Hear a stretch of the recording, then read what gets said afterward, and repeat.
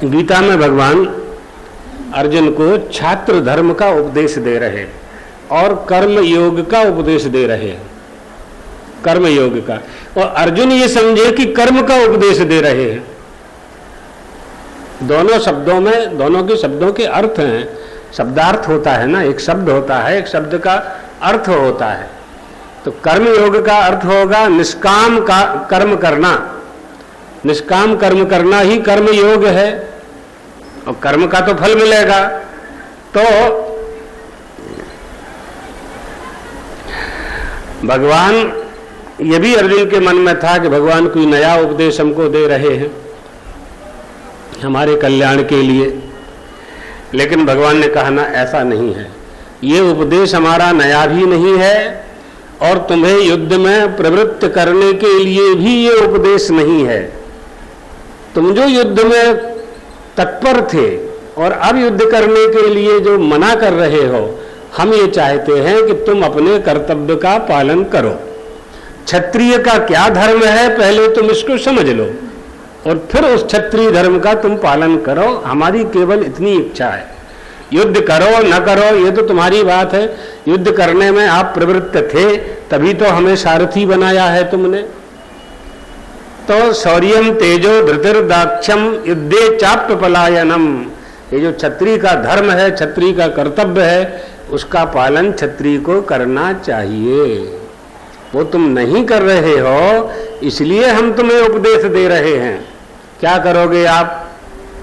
क्या करोगे आप? युद्ध छोड़ करके चले जाओगे। छोटे छोटे क्षत्रिय राजा जो कौरवों का पक्ष लेकर के आए हैं, वो आपस में क्या चर्चा करेंगे कि कौरवों की बहुत बड़ी सेना, कौरवों का चक्रव्यूह, कौरवों के महारथी, अतिरथी, अधिरथी, इनको सबको देख करके अर्जुन युद्ध छोड़ करके भाग गए। जबकि तुम दया करके जाओगे कि हमारे हैं, इनको हम क्यों मारें।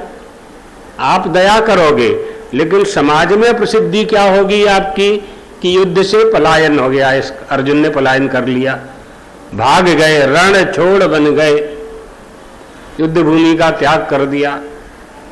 तो अपकीर्ति ही मृत्यु है, मनुष्य की अपकीर्ति ही मृत्यु है।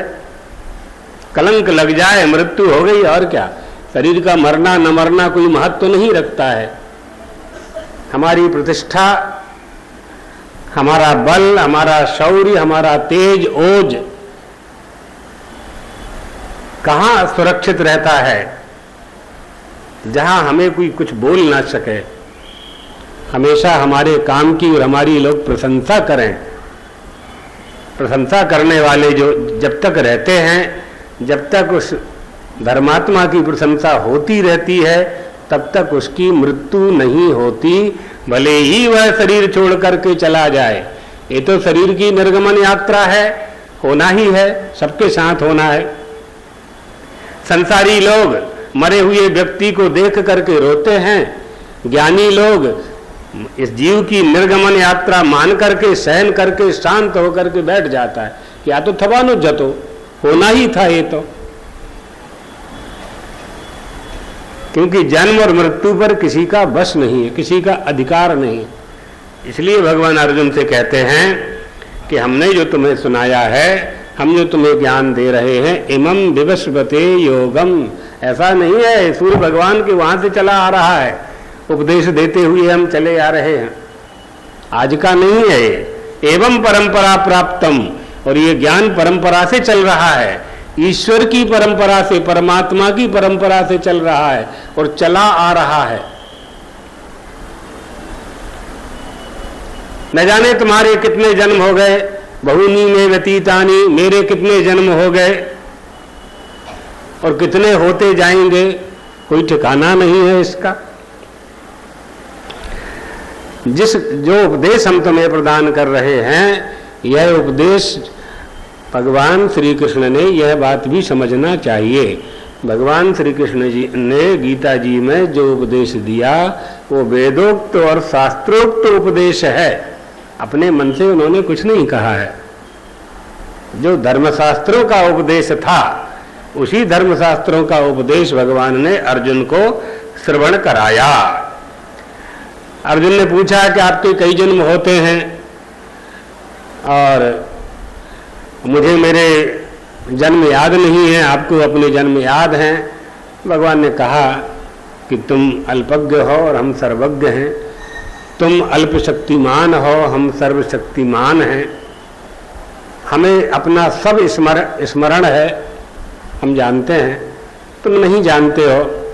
और दूसरा कारण ये बताया कि हम जन्म लेते हैं, आते हैं, अजोपि सन्नभ्यात्मा, अज होते हुए भी न जायते इति अजः, पैदा नहीं होता है फिर भी पैदा हो रहा है, फिर भी जन्म ले रहा है, फिर भी प्रकट हो रहा है। अर्थात सच्चिदानंद रहते हुए भी प्रकृति स्वामधिष्ठाय मायया, माया के द्वारा हम श्री राम बनते हैं, श्री कृष्ण बनते हैं, 24 अवतार धारण करते हैं, 10 अवतार धारण करते हैं।